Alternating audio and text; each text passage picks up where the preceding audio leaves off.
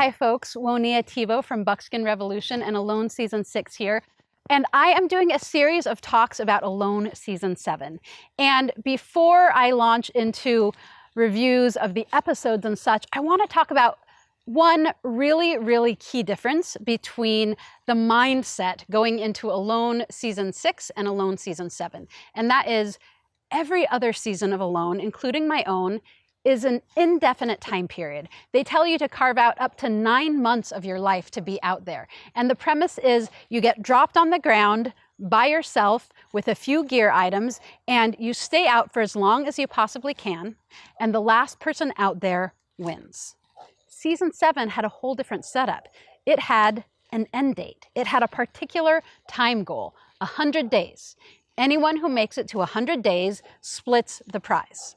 So the difference between going into something you have no idea how long it could go for, and the idea of going into something with a particular time goal is huge. It's very different mentally, physically, emotionally, on so many levels. And it would really change the way you would make decisions. Personally, myself, I was out for 73 days.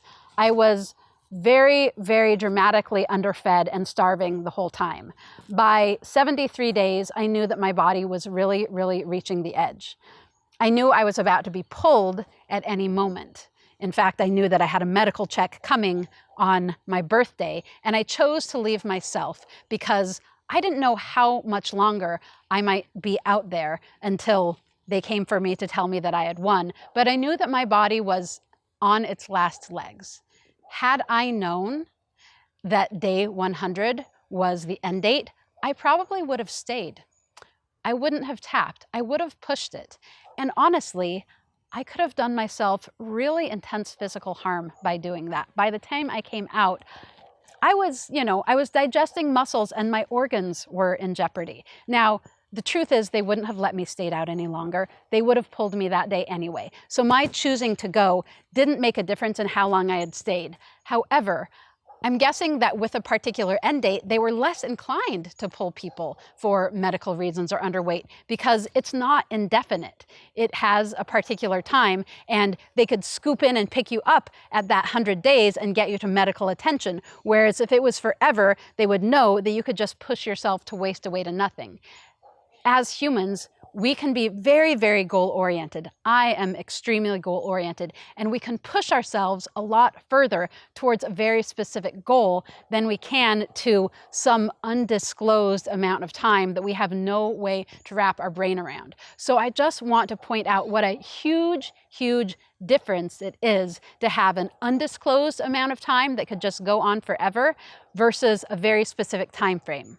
Also very different to have a season that happens in the exact same place where the past season was, so you get to watch people and see what were the most successful survival strategies. On my season, not everyone brought snare wire.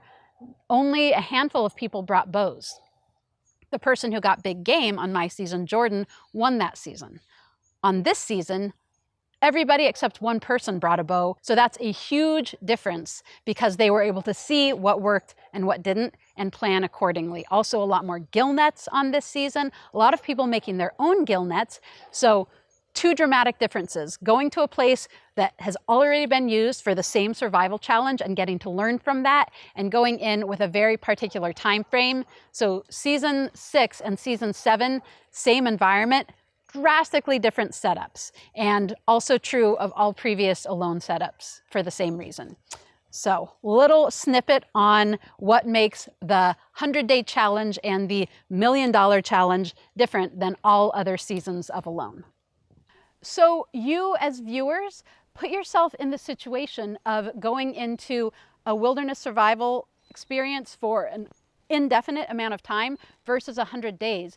How would that change your approach to it, your choices that you made beforehand and on the ground? So I would love to hear your thoughts and feedback about them. Please leave them in the comments and we can get a discussion going on what kinds of difference there would be in those two experiences. Thanks so much, everyone. Be sure to check out buckskinrevolution.com and consider supporting me on Patreon and signing up for my mailing list to see what other learning opportunities I'm offering.